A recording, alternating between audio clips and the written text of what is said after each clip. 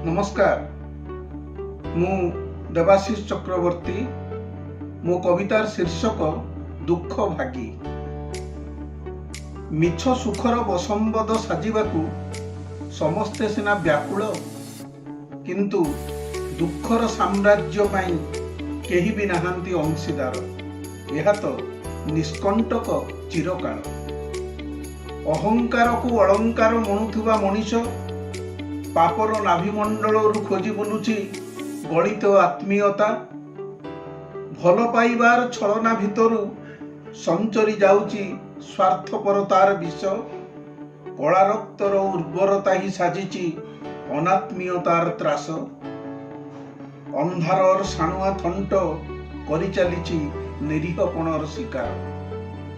विवश आकाशर बिंबित इच्छा माने सर्वांगरे बड़ी हेउथांती।